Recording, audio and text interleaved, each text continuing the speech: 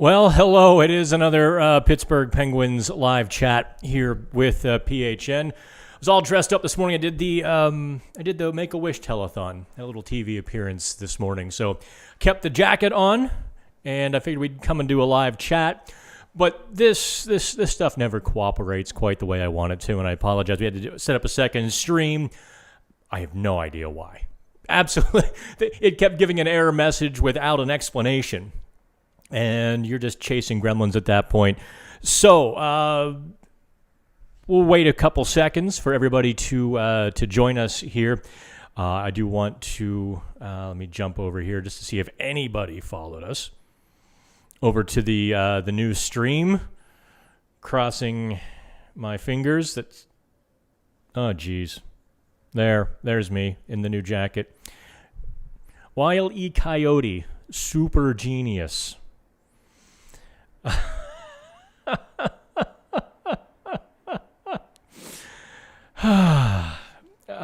You all have no idea what an undertaking this little show is. I mean, look, when I do these from my home after a game, I sit down at the dining room table, I kick the laptop open, I do it with no pictures, and people seem to like it. I come here, and I need a bottle of this stuff. We'll put that back over there. It's insane. The more technology I put into this, the more I try to do for everybody, the worse it is. Maybe I should just stick with the simple stuff, huh? So let me know how the sound is, by the way. If it starts popping up and down or cutting in and out like it did last week, let me know. We've changed cables. I've changed channels back on the mixing board. I've changed pretty much everything that I can possibly change without just redoing the entire studio. So, with having said that, I'm sure it's this tiny little piece. Oh, everything goes tumbling down as I do that. I'm sure it's a tiny little piece, kind of like this. That plugs everything together. I'm not really sure I need it, but I like it. And I think it adds a little more bass and a little more electricity to the sound. Okay, so let's dive into this. First of all, yes, the jacket is real. It is my Don Cherry Memorial jacket. I love it. It cost way more than it should have. This was not a joke gift. I'm wearing this thing. I am wearing it. And you can't stop me. Second thing, we're going to dive into the Evgeni Malkin return. He's looking better and better. You saw a video if you follow the National Hockey Now YouTube channel, which, by the way, make sure you do that. Just click on the little follow right away, and that way you get notified of the original live stream. I think I figured out. I can't set it up on the laptop. I have to set it up on the iPad. And the iPad's here, so I can't set it up at home and come here. I think I just have to do it all here. So that's my conclusion anyway. Do me a favor, you can share it around as well so that others can join us. We will talk about, diving into this, we'll talk about the Evgeni Malkin lineup and where that stands. Well, also, I want to get into, because the questions I got this morning, the Make-A-Wish telethon, what they do is they kind of have, people, do a little Q&A with me and throw questions at me. The predominant question I felt like I got this morning was, how do you think the Penguins are going to fare in the East? I think the fear of not making the playoffs has begun to pivot into what can this team do. Now, I would say just based on my perception of public comment and public feelings, most people think the Penguins are still one and done in the playoffs. They're just first-round fodder. We're going to explore that just a little bit. I would have said you were right 3 months ago, probably even 1 month ago, quite frankly. But I'm starting to wonder. I'm starting to see some things, some good signs that I think you're going to like, and we're going to get into those. And, of course, we'll talk about the Penguins' trade wish list. I always love it when I wrote a piece. It went a bit viral What's today? Thursday, the 23rd. So I guess I wrote it Wednesday morning or published it Wednesday morning, in which I really laid out, boy, the writing is on the wall that the Penguins are going to break from at least one of Evgeni Malkin, Chris Letang for next season. One of, if not both. And the comments, I do read most comments. There are some of the folks who come to the website who just really have nothing but fist shaking, sky falling negativity, and no matter what the subject is, I know where they're going to stand, and that, it doesn't really hold any intellectual weight with me. But for the most people, I do read the comments. There is, I think, one misconception or wrong perception out there that the Penguins could, in fact, part with Chris Letang. Easy, no problem. Get rid of him. He's a bad defenseman. He wants to play offense. He's a turnover machine. I mean, all of those are kind of patently false. But let me actually set the chat. Okay. And I'm going to share this again just...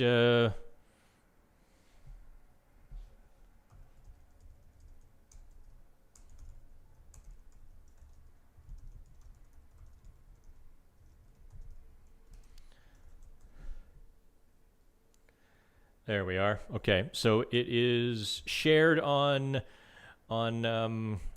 Twitter.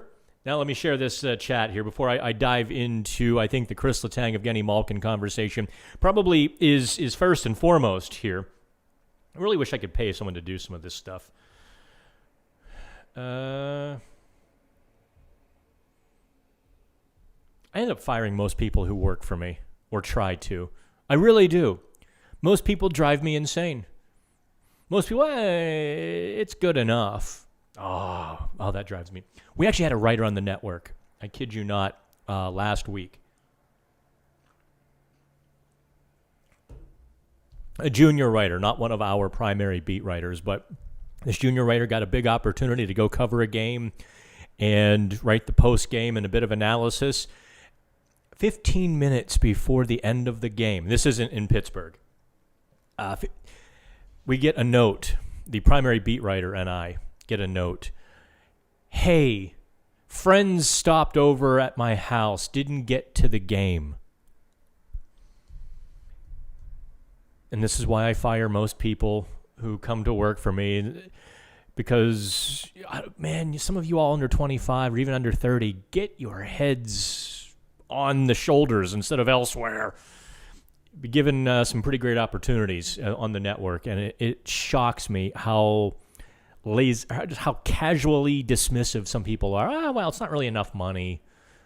It's like, what are you doing now? You're a clerk at a department store. We're going to give you a job in your field because you have some talent. Well, I don't really want to work weekends, or it's like, my God in heaven. And some of them don't tell us that stuff up front. Some of them just take the job and then don't write for 2 weeks, and then we have to fire them. I have to do that with somebody else here soon, too. It drives me insane. Okay, it's now on Facebook.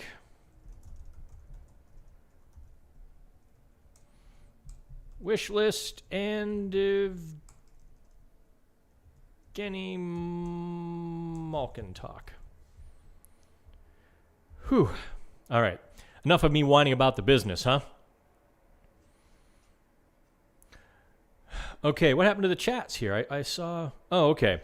Fei. I guess he wants to dive into the trades. Fei. We'll hold that. Let's talk a bit about Evgeni Malkin and Chris Letang and the Penguins beginning to move on from one or both of those. If you look at the coming UFA market, there is only one other defenseman with a right shot and any sort of top pairing pedigree, and that's John Klingberg in Dallas. So my question would be to the Penguins, okay, if you and Chris Letang don't come to a contract agreement, what are you going to do? Now, all respect to John Marino. I think John and his family are wonderful people. I mean, the whole lot of them are fun folks. I think John Marino has established himself as an NHL defenseman. There's no question about that. But there's something different about being a top pairing defenseman. It's a whole lot different than being a second pair guy, and especially a lot different than being a third pair defenseman.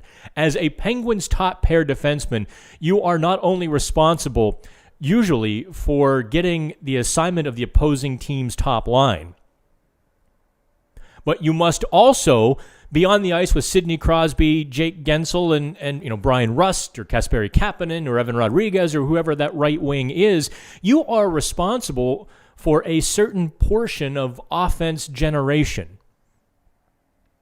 That's inescapable. So not only do you have the biggest defensive assignment, you have the biggest offensive assignment as the Penguins' top pairing defenseman. And the Penguins should not alter the style of play because they have to insert a John Marino in the top pairing. That would be really bad news. And that's not because Marino isn't a quality NHL defenseman. It's because a top pairing defenseman has to be top tier. And that's Chris Letang. There's a big difference between an NHL defenseman and Chris Letang. So if the Penguins aren't able to sign Chris Letang, and make no mistake, Pierre LeBrun last week, talked about Hextall's plan A and plan B, and we've talked about that before. I wrote about that before the season, that in fact the Penguins' core would decide their fate.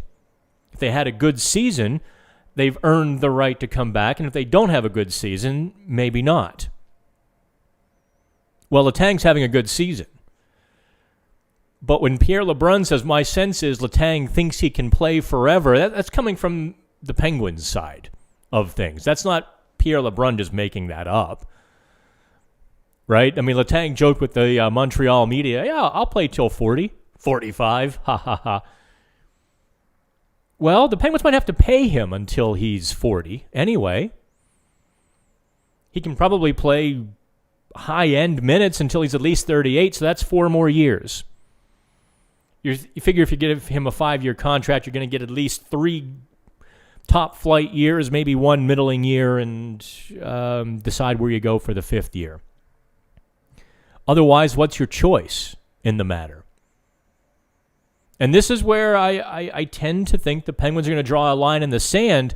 They're going to leap over that line and realize they're screwed. That's my reading on the Chris Letang situation. I don't think Letang should take anything less than a 4-year deal. I would put his value actually above $8 million. On the open market, Chris Letang is easily a $440 guy. 4 years, $40 million. Maybe 9. Maybe a $436 kind of guy. If the Penguins get him for $32 over 4 years, you take it and run. But it sounds like, if the Penguins are open to a shorter deal, that to me says less than 4 years. That's to me talking 3 years.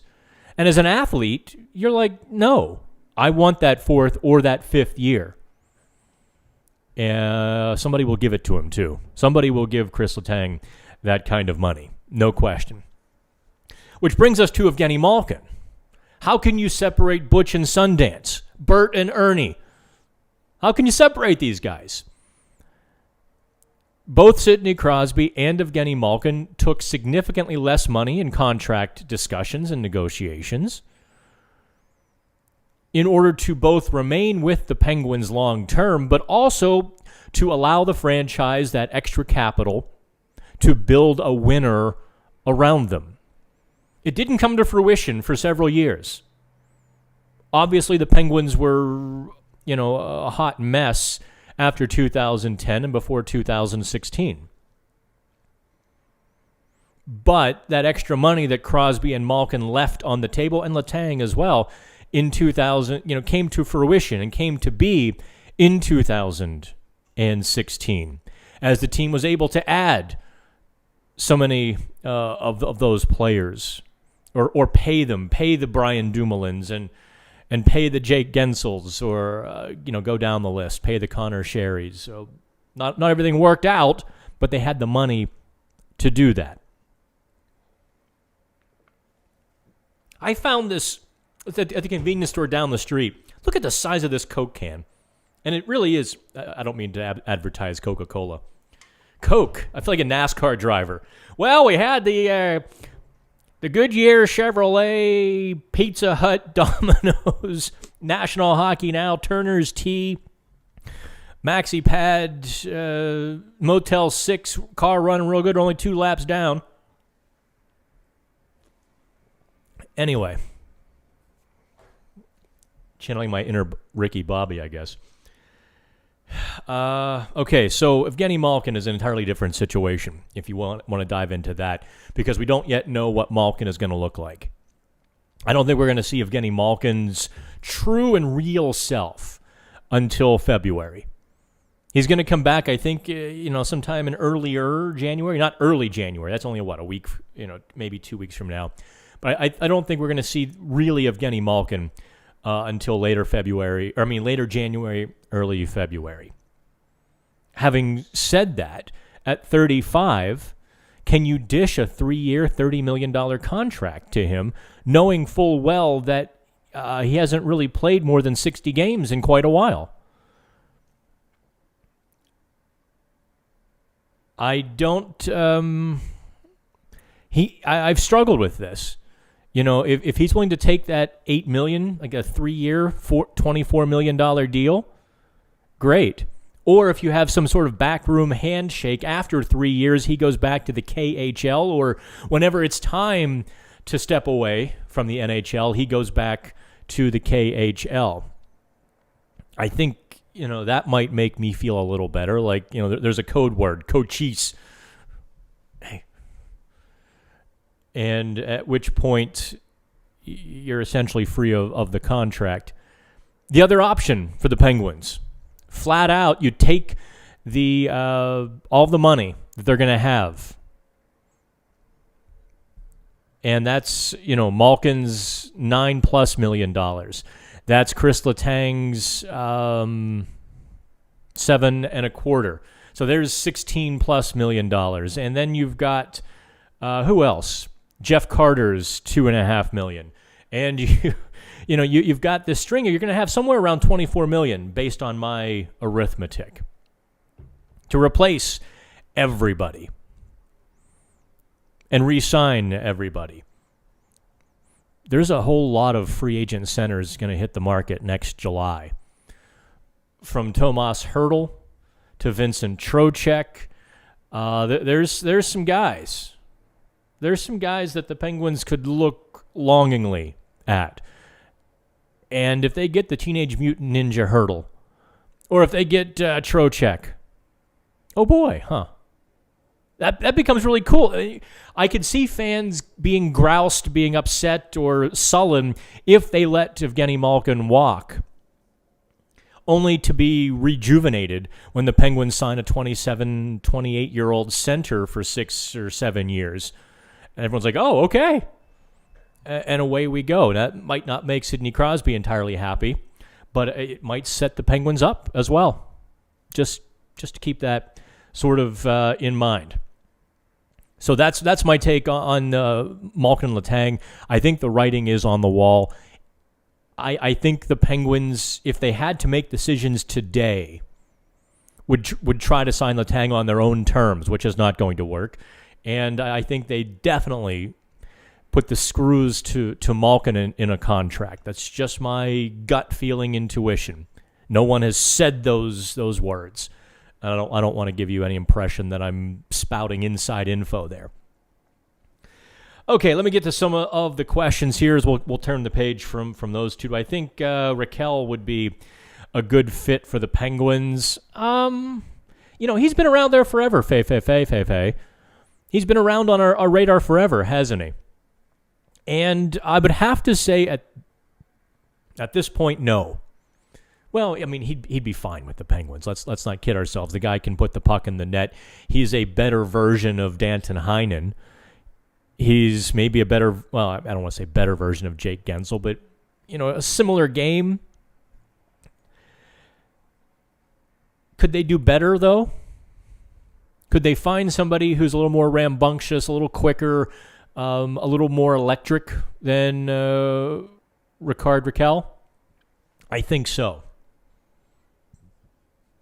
Is the sound okay, guys? Did I fix the sound issues, by the way? Has it been kind of popping in and out? Let me know. While I look through the questions here, make sure to subscribe. I want to get to 1,000. Well, once we get to 1,000, we start getting paid to do these things. I want to get paid. And you've also seen several of our videos. Some of the hockey videos from practices and games go viral. Like our one did 75, 80,000 views. Like that would have made us some money. So help us get to 1,000, please, and thanks. Sign them so they all have contracts that end the same season and see where they are from there. Full no movement clauses for those 3 years. Not a bad idea, Jay Wheeler. When does Crosby ends in the summer of 25? This season and 3 more. I could see something like that. Be like, okay, you guys have 3 years to win another cup. Go. and just, I think that would be... Well, let me put it this way, actually. Before that happens, Jay Wheeler, I think the Penguins have to show some proficiency in the playoffs again. They can't flame out in round 1 as they did last season and the season before and the season before. They're going to have to show that they can win in the playoffs again. I certainly think they can, actually. I think Tristan Jarry is going to be an animal in the playoffs. There's a little chip on Jarry's shoulder this year. If you watch him in interviews, and Mike Rupp mentioned this. I was listening to Mark Madden a little bit on Wednesday, and Madden was talking about the old Rod hockey games, which I loved. I had one with all the teams, too. Appreciate you, Mark. And this is something I've said a couple times in the past, and Rupp sort of hinted at it or said it on Wednesday as well. Tristan Jarry's body language is better. Tristan Jarry just seems to be a little bigger this year. That plays well for the Penguins. He took all those lessons to heart from last season. And while it's difficult to get a read on him because he knows enough to keep all of us media scum at arm's length, so we don't really get to know him too much or know what he's thinking. He's just a little more confident, a little more brazen sometimes. It'll peek through where that wasn't present in the last couple of years. Okay. So anyway, a goalie stopping pucks like Tristan Jarry can do a lot in the playoffs, as you all know. Letang might be the most valuable player, even ahead of Crosby. Ooh. Certainly in terms of around. Well, I can't even say that. You have a point. That Chris Letang is certainly almost. He is valuable almost to the point of invaluable. I don't want to say maybe more or less than Crosby. Hey, DK, you leave maxi pads out of this. I'm sorry, Jamie. Maybe I should have had my salespeople call Kotex instead. Or, dear God, I watch late night TV, and I watch the Oxygen Channel, which is the former Oprah channel, because the Oxygen Channel has all the cool crime shows on. But, yeah, some of the ads I see, I can't unsee. And that's all I'll say about that. If I need some real craziness for a comeback, Kapanen for JT Miller. Would love my thoughts on that one. I think JT Miller is worth significantly more than Kasperi Kapanen. How's that? If I'm Vancouver, I'm like, yeah, sure. We'll call you back on that one. Yeah. Walt Flanagan, hey, buddy, how are you? Yeah, there's never a Penguins game being played when you're home. I get that. Who is your ideal realistic target for the team for goal-scoring help since Cappy, I'm assuming you're talking about Kapanen and Zucker. That is a really difficult one because you're never quite sure who's available in the goal-scoring department. Because, look, if a guy can score goals, a team is going to hang on to him unless you kind of extract him from their grip, or if he's kind of aging out as they're about to begin a rebuild, or you know all the situations in which a guy can come available. You don't get a guy in his prime in a team that is looking to win. He doesn't come available. You're not going to get Mike Hoffman out of Florida.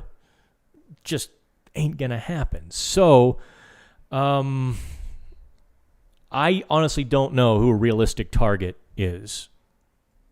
And I wish I did. I'll be doing that homework. A couple names do jump to the top of my head without much homework or research behind them. The first one I go back to is Tarasenko in St. Louis, who still wants out. St. Louis is a contender again, though. He's filling the net. They're not going to just hand him away. That's going to cost the Penguins something. And a rental player, let's just say in the back rooms, the Penguins have decided that Brian Rust will walk this summer. They call up St. Louis and say, hey, how about Rust for Tarasenko? St. Louis would look at Tarasenko's 3 more years and the rate at which he's scoring and look at Brian Rust's injury history of the last couple seasons and say, okay, what else? At which point the Penguins are probably out of the conversation, right? That's the difficult thing when you start talking about acquiring goal scorers because they're just valuable. Team needs to replace that offense. This isn't like Moneyball where you can get 3 players. Pete, when I point to you. No, now you, Pete. You can't get 3 scrubs to replace a goal scorer in hockey. Let's see here. Jacob Graham.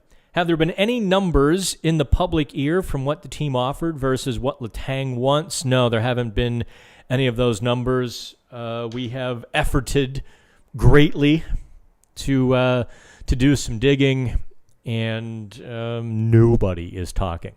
This is part of the Ron Hextall sort of deal, where agents know now to shut up. Sources around agents and players know to shut up. Sources inside the teams know to shut up now because you don't want to sour the process with the general manager. And that's now important to the Penguins. And you'll notice the drop-off in sources, at least legitimate ones. I mean, like the jokes around the internet. There's sites who just, my God, they make it up and it's kind of funny. But from legitimate media, you can tell. I don't know the last time. I think the last sourced story we had about the Penguins might have been the anti-Marc-Andre Fleury trade. While, the one big outlet was just blowing the trumpet like, the rapture was coming, that a trade was happening, we kind of stuck our neck out a little bit and said, no, sources are saying absolutely not. That was about the last time that somebody told us anything. And that's just because they had to rebut a very heavy narrative that was gaining too much steam. And so I think maybe some people's lips were unsealed for a few minutes. But no, sorry, Jacob. I cannot credibly say where they are on money or where either side is. I can tell you, the whispers I've heard about Brian Rust put him in that 6'6" category, thereabouts. Well, I should say 636. 6 years at $6 million per. That's a lot of money. That's a lot of term for a guy with his injury history. I think I'd be a buyer at 5, but not at 6. That extra year, boy, that's a steep one. Because I think the way Rust plays and what we're seeing with his body lately is a bit worrisome.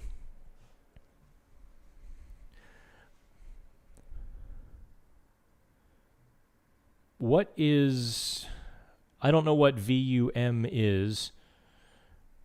Someone's trying, I don't know. We're going to remove that comment. I think it's someone trying to spam.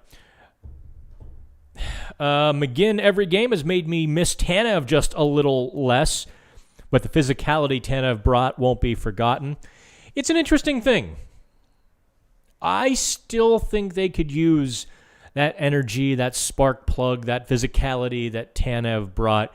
But McGinn has a bit more finish, doesn't he? He can actually bury a few more of those chances. Tanev got the same number of chances. In fact, Tanev may have gotten more. I don't know. Tanev is doing pretty well in Seattle. There is a $750,000 price difference. That was never really significant to me, but that's just me. All right, so if we start talking about trade wish list, and that's where I want to go next. Oh, good. Here's I kind of lost sight of my screen. Let's go to trade wish list. And by the way, if the sound starts cutting in and out, please let me know right away. Wow, we killed 30 minutes already. Also, what do you think of the jacket? Not Berkey's tie there, but what do you think of this Don Cherry sort of jacket? I've got some weird, funky clothes going on. I don't know where that phase came from. Even as a kid, I wore like a blue Oxford or a white Oxford button-down shirt and a plain tie to school. Yeah, I went to Catholic school for 12 years. I had to wear ties all the time. I can still tie one in the dark. Anywho, I've got these bright blue neon shoes. Not on today, but I've got this Don Cherry sort of jacket, and I've got some... anyway, let's talk about the trade wish lists. I think for the Penguins, you have to start. You absolutely have to start on the blue line. You just can't kind of go on with a third-pairing defenseman who has only 2 assists this season. That's Chad Ruhwedel. Now, Ruhwedel is steady where no one's knocking Chad Ruhwedel. But you have to ask, can you upgrade that position? The answer is a resounding yes. The Penguins need a bit more puck movement, a bit more mobility, or a bit more physical. They just need a bit more in that position. I think the lack of offense, no, does not stem from Chad Ruhwedel. That would be a gross overstatement, wouldn't it, if I pinned some things on Chad Ruhwedel. But there's a lot of players not producing as much offense as they could be. John Marino, I don't think, is producing enough as often, as consistently as he could. I thought he had a pretty good, some pretty good spots last season. Anyway, I'll say it that way. I can't say he had a good year. He didn't think so. Mike Sullivan didn't really think so. But there were spots that you can take from John Marino and say, this is what you can get from him. Same with Mike Matheson. Is that Mike? Nope, that's Jay. I'm looking here. I thought I had a picture of Matheson hanging out. But I don't. So we'll just do that. And we'll do that. Look at that. There's me. There's my little name. I forgot I had some of these features that I can do. There's I think there's plenty of bargain defensemen available who could in fact help the Penguins. The question is, what do you give up, or can you give up something that the other team wants? Can Jason Zucker be something that brings you a third-pairing defenseman? I don't know the answer to that. I genuinely don't, as much as I know a lot of you would like to trade Jason Zucker because he only has 10 points in 30 games, and that's not befitting of a top 6 winger making $5.5 million.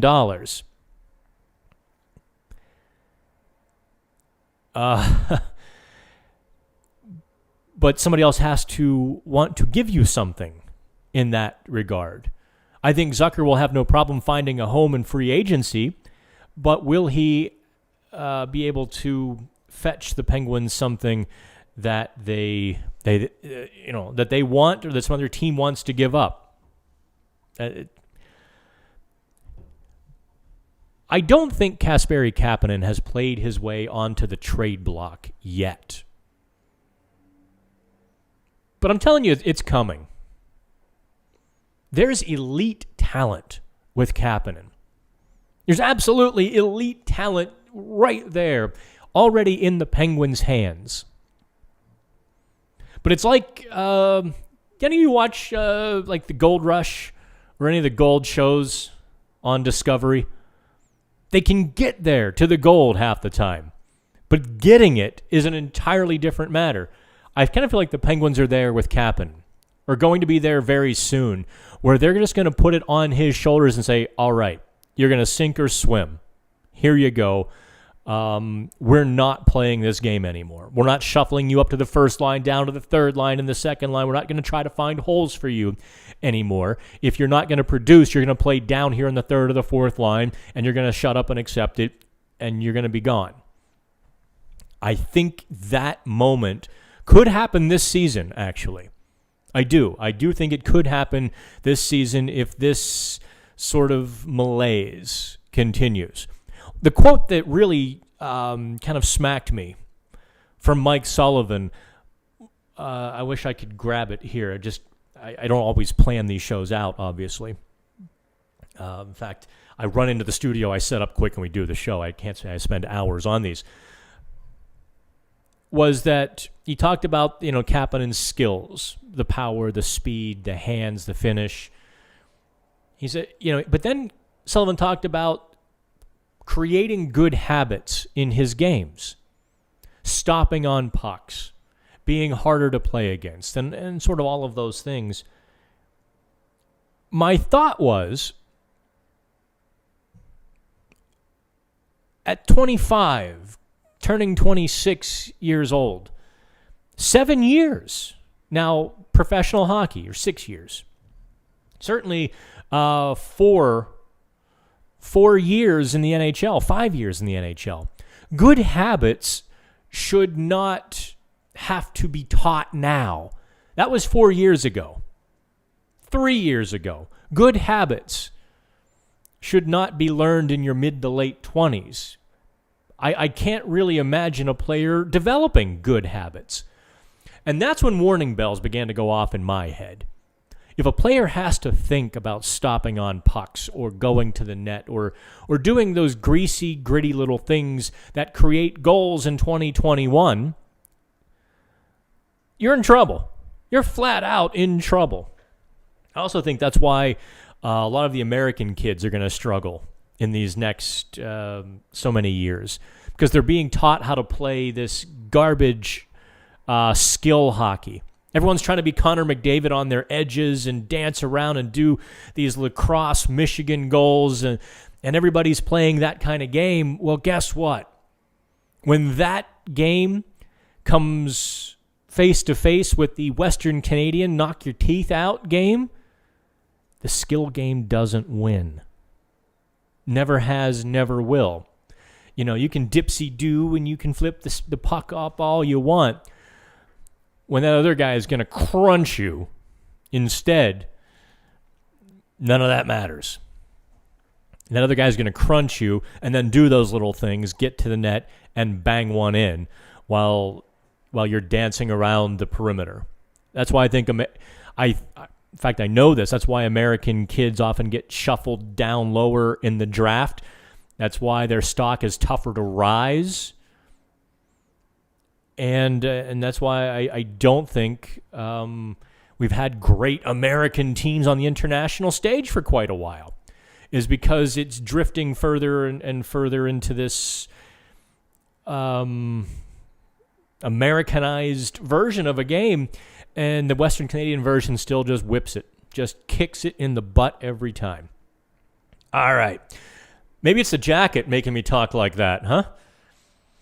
But no, that's what I really believe.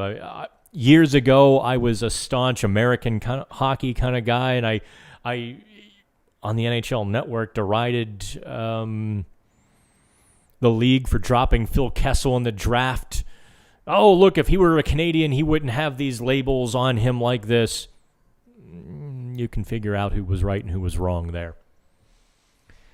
Eric Bouchard, how are you? We talked about Gino and Letang's contract last time. Heard that the Pens offered $5 million for 2 years. I never heard that, Eric. If you heard that anywhere outside of the Big Four, five. Outside the Big Five. 2 newspapers, Athletic, my competition, and me. If you heard that anywhere else, okay, Sportsnet, TSN. Maybe TVA. So the Big 8, how's that? If you heard that anywhere else, most likely, very likely untrue. I can't imagine $5 million for 2 years. Good Lord, that would be a way to insult Chris Letang pretty quickly. That's for sure. I can't see the Penguins trading or letting Chris Letang go next summer. Well, they can't trade him. They can trade him before the deadline, but next summer he's a UFA. All they could do is really trade his rights and pick up a mid-round pick. They have nobody to take his place. That is absolutely correct. Yeah, we've been over that a little bit, Eric. Glad you could join us. But yeah, that was kind of the first topic we jumped into. Was there's only going to be one UFA on the market next summer with top pairing pedigree or ability, and that's Klingberg from Dallas. I wonder what Dallas is going to do. They are saddled with some bad contracts between Ben and Sagan. Who else? How much longer is Valerie Nikushkin signed for? I mean, they have some older guys not producing who make a ton of money for a long time. They are going to...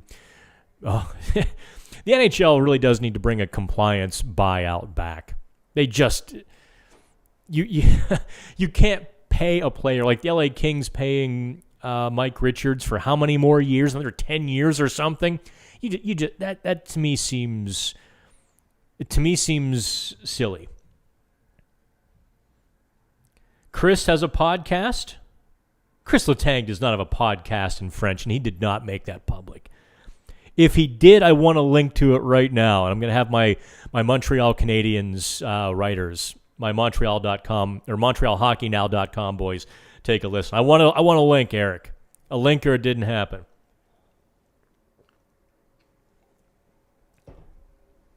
Okay, so now let's talk a bit about the Penguins lineup. Let me get rid of my name there. That looks goofy.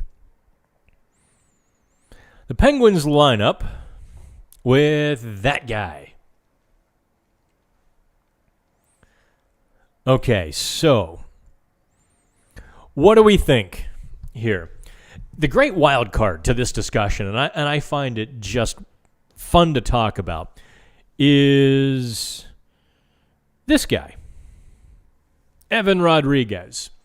Because all of a sudden, being able to play left wing, right wing, and do so in a top 6 capacity, Evan Rodriguez not only makes Kasperi Kapanen expendable, Jason Zucker expendable, he can fill in for Brian Rust, Jake Gensel. All of these guys then can be shuffled around to create a new sort of top 6. I mean, heck, all of a sudden, that could be your third line. Jeff Carter and Brian Rust, for those of you listening in your car. Wouldn't that be interesting? But getting back to Evgeni Malkin. Clearly, he takes the second-line center role when he's ready for it. Not necessarily right away, but when he's ready, he takes that.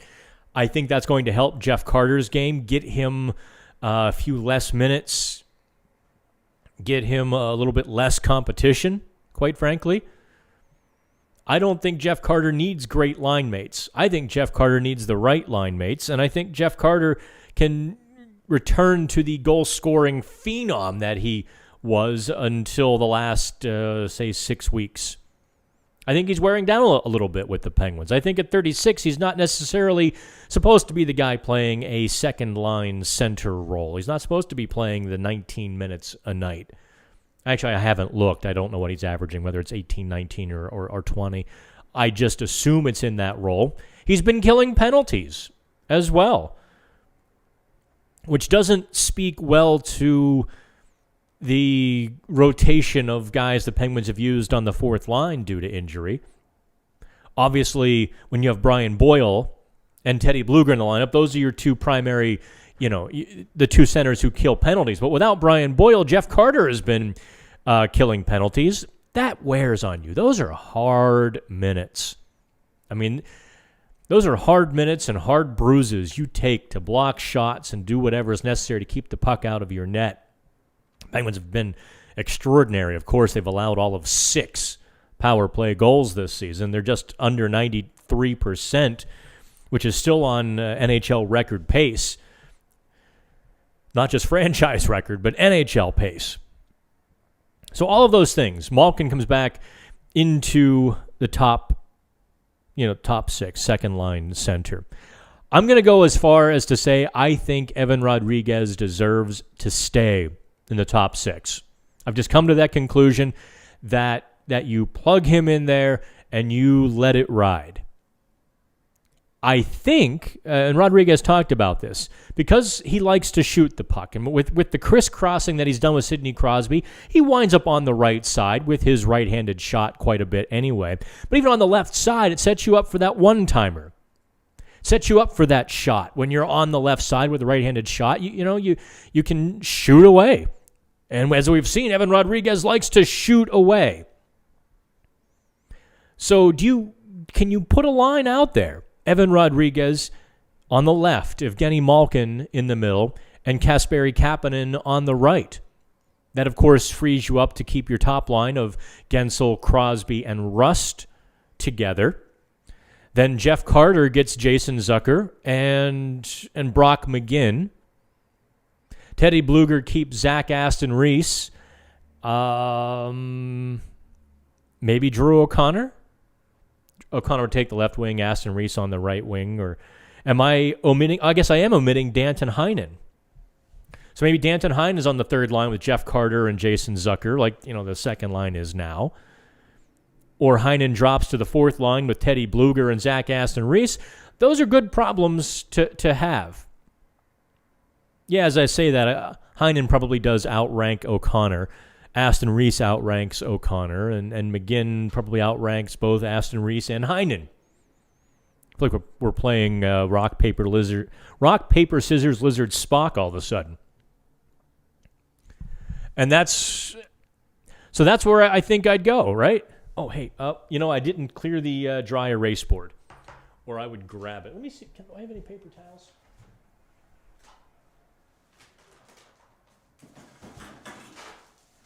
Let's see if the coffee shop bag will work on the dry erase board.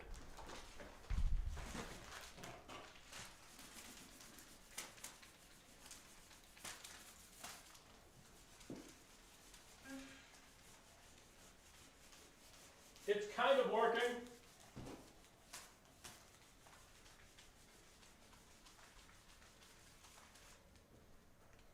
There.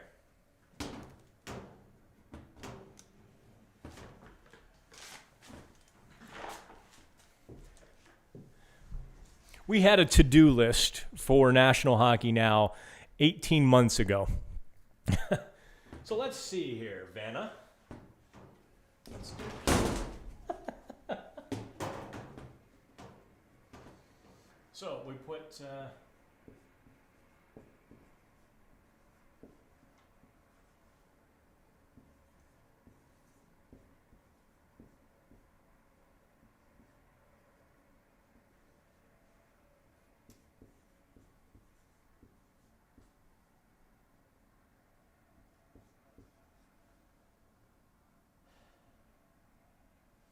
Who do we put on the left wing of the fourth line? Who do we put there?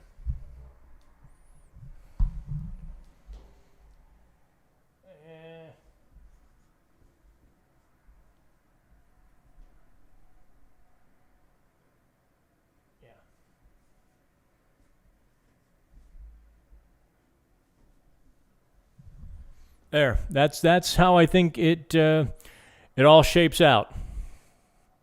What do you think? Have I got it right? Now I get to write off this dollar marker.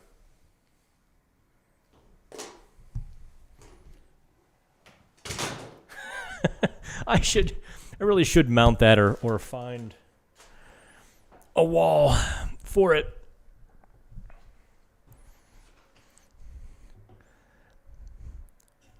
Am I right? What do you think?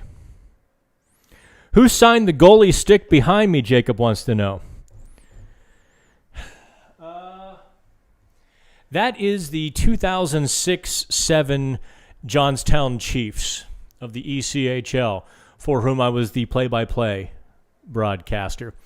And I took Morgan Say, C-E-Y, who was the Notre Dame goalie just before Brian Rust. I guess it would have been several years before Brian Rust got there. But, Morgan Say was the Notre Dame goalie, played in Johnstown for a couple of seasons. Went on to coach at Colorado College. I kind of lost track of him since. That's his paddle, and the entire team signed it for me. I really liked those guys. We had some fun. I extricated myself from some of the really fun stuff. I was 30. I was married. I had a 10-year-old kid. Had I enjoyed some of the hijinks and merriness that they enjoyed, I probably would have been single a lot sooner. Wait, in retrospect, maybe I should have, huh? Yeah, I definitely should have. But a wonderful group of guys. A couple had cups of coffee in the NHL. I don't know. Andre Deveau did not get a chance to sign that. He was up in the AHL when I made the rounds late in the season. Deveau was the Toronto Maple Leafs and New York Rangers enforcer for a couple seasons.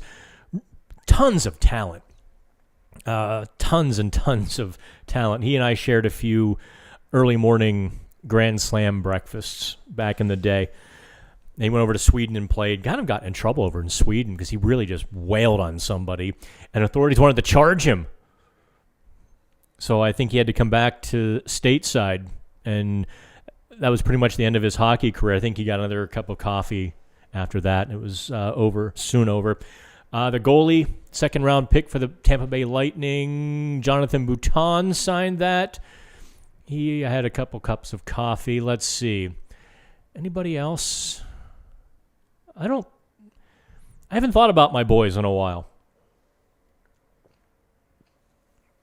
There was some talent on that team. Oh, you know who's on there?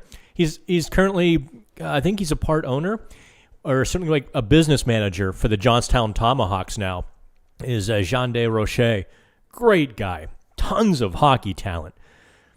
The coach used to say, if you ever figure out this league can't hold you, the sky is the limit. And he just came up against the independent kind of label because he wasn't part of a team's structure. He'd get called up to the AHL and get sent down after a couple of games without really getting a shot. And he never really got his opportunity or his just deserves. At least that was our thinking. He really, if he had found a kind of a rabbi in the room. Anyway, I'm getting off on a tangent. Getting off on a deep tangent there. Louis Jean in Montreal had that info for Letang. Chris has a podcast with, he has a podcast with Lavoie. Trying to figure the link to this. Thanks for being on. Mr. Kingerski. Jeez. I did the telethon. I'm surprised at the audience the Pittsburgh Hockey Now has amongst the young set. I kind of feel like with the pop culture references I make, which are usually dated at least 10, 20, 30, or the Animal House references I make are from 1978. Blues Brothers, 1980, 81. I was surprised at how many readers I had under 20. They were quoting me and they were asking me questions like, oh, well, you said Letang. I'm like, wow, okay. It was kind of cool. Sometimes I feel like I'm on an island, or that Pittsburgh Hockey Now is a little bit of the forgotten child in Pittsburgh media, even though our numbers are ridiculously good and fantastic, and thank you. I feel like the establishment tries to throw a rug over us a lot of times because, well, for whatever reason. We don't need to get into that. But thank you for that. Okay, so let's see. I've done 55 minutes already. Last call for questions, kids. Last call for alcohol. Make sure you follow us. Make sure you subscribe to this channel. And make sure you like my jacket. That's a requirement. If you don't like the show, you can always give me a thumbs down and tell me why. It's always never a deal breaker, just as long as you're a human being about it and not one of the many, many trolls online. So last call for all of the questions. Let me recap here where we've been so far. I do see the writing on the wall for Malkin and Letang. One or both not being with the Penguins next year. I just feel like it's going to be time. And I feel like the Penguins would like to turn the page, use those resources. I also feel like if the Penguins were very serious about getting one or both under contract, they'd be much further along, or they could have gotten much further along by now than they are. Ergo, if you get to mid-December, January without a contract, and without serious that giant Coke was not the best idea. Dan, you're a professional broadcaster. You should have remembered that. I could have gone all Howard Stern and just started burping, right? Where was I? Yeah, I feel like if the Penguins were very serious about getting them locked up, they could do it in probably a day. But the fact that it hasn't happened tells you that the writing is on the wall.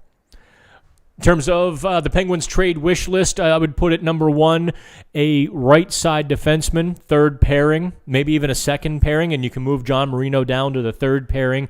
I feel like that is the Penguins' biggest need. I don't think they've gotten enough offense from the blue line. I don't feel like they have done enough on the blue line to join the rush. Ooh, maybe I should diagram the rush. I thought about that last time. I don't think you have the appetite for that. Although if you do, I'd be happy to.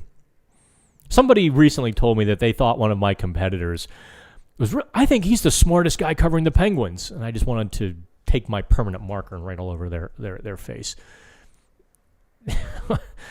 Anywho, I think you start with a defenseman to add a little bit more dynamic push from the backside, not just keeping the puck alive, but joining the rush and do the things that we saw the Penguins defense do last year. Make no mistake, that Cody Ceci, Mike Matheson cocktail last season was lethal for opponents. What the Penguins were able to do because of that set up so much else, and to not have that this season is to diminish the team. Number two, I think they could use a little more goal scoring in the middle six. Evan Rodriguez can be there, and I like him there. But there definitely is still there's a little bit of acid missing for the Penguins. Unless Kapanen can flip that switch, history suggests, in fact, that Kapanen may not flip that switch, and the Penguins have to be concerned about that. So, I think you're right, a goal scorer, although who would be a very difficult question to answer, and that's something maybe we should start to look at here. Both rentals and players who could be expendable, kind of aging out of teams that are headed towards a rebuild. And so that brings us to the final call. And let's see, what's that question? Let me try to page down. There we go. What are the odds that contract talks were stalled during the negotiations with Fenway taking over? It's an interesting thought. However, because there's really no change of personnel, and because there is a salary cap, It's not like Fenway was going to come in and slash payroll down to $50 million or $60 million. And it's not like Fenway was going to come in and take over and gut the team and say, rebuild. For those reasons, I don't think Fenway taking over would have stalled negotiations with Letang and Malkin.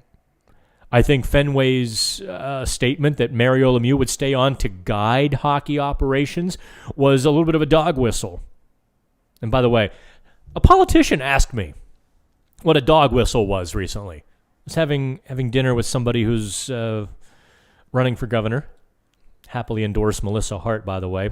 Longtime original Pittsburgh Hockey Now subscriber. Big Penguins fan. Great human being. Vote for her. Even if you disagree a bit, vote for her anyway. Donate to the campaign. And she didn't know the term dog whistle. We're like, what's a dog whistle? And a dog whistle is something that only a few people can hear. And everybody else just kind of, doesn't know that it existed. And I thought Fenway's group that Mario Lemieux would stay on to guide hockey operations was a bit of a dog whistle for those who understood it to mean that there would not be any great changes. There would not be a change in direction. Thus, Evgeni Malkin and Chris Letang and Sidney Crosby could stay on if the situation works out. That's how I took that. I still maintain, we don't know for sure. Fenway paid somewhere between $850 and $900 for the team. Published values of the Penguins were in the $700 range. Let me tell you what that means. That means Fenway paid a boatload for the team. They paid above book value. You don't pay that far above book value and let somebody keep 20% of ownership. Well, maybe you do if you're Fenway, I suppose. But my reading on that is Mario was given a token ownership to stay around, to be Mario Lemieux, to be to remain king of Penguins land while they run the treasury. That's just kind of how I read it. Also, Mario kind of does guide hockey operations very well. There's just a certain Midas touch that he has, a certain understanding of the game. Like on the ice, I kind of feel like he's that way off the ice. I always thought he would have been a very good general manager, at least in terms of building the team. Maybe I'm wrong. Oh, Eric doubled up. What about having more grit, physicality on forwards and defense? Eric must be from Canada. Use the C in defense. I appreciate that, Eric. Statistically speaking, the Penguins are one of the biggest hitting teams in the league. Doesn't seem like it, does it? I would tend to agree. I don't know where you'd put the grit in the Penguins lineup. You'd have to take out Danton Heinen or Brock McGinn. I don't see that happening. So I don't see much more grit being added to the offense. I'm not sure that they need it, although somebody to just stand in front of the net a little bit more, someone to create a bit more traffic would certainly help them. Help the power play. I think the power play is still languishing somewhere back in 27th, 28th, maybe 26th now. On defense, yes. Look, there's two ways to go here on the Penguins' blue line if you're going to add pieces. You either add more offense or you do add a thumper. One or the other would work to upgrade that lineup. If you're not going to add more offense, you definitely want to add more defense to your defense. So that's where I'd stand on that. Boy, I still liked Eric Goodbranson. I still thought that was the perfect fit. And if I were the GM, I probably would have signed him right quick. But he got $2 million up in Calgary. I'm not sure how things are working up there either. I think okay. He's not the whipping boy or the dog up in Calgary because they've been winning, and they haven't needed someone to really take their frustrations out. Although I think they went into the early holiday break, don't call it a pause, the early holiday break, having lost, 6 or 7, that's the way that went. Alrighty, kids, that's over an hour for me. I appreciate you. Check out the website, Pittsburgh Hockey Now. Subscribe to PHN Plus. Also, subscribe right down here to the YouTube channel. Help us get up to 1,000. Please and thanks. Have a Merry Christmas, and do me a favor, stay safe. If you see me out in public, say hello from 6 feet away. I don't need this awful little virus again. Oh, for whatever reason, both the virus and then the booster shot kind of slapped me pretty well. All right, have fun. Although the booster only lasted about 24 hours, or I mean the effects from the booster. And I'm happy to report that early indications say that the booster really helps against the Omicron strain. So there you go. Go get the third shot, please, and thanks. Have fun. We'll talk soon.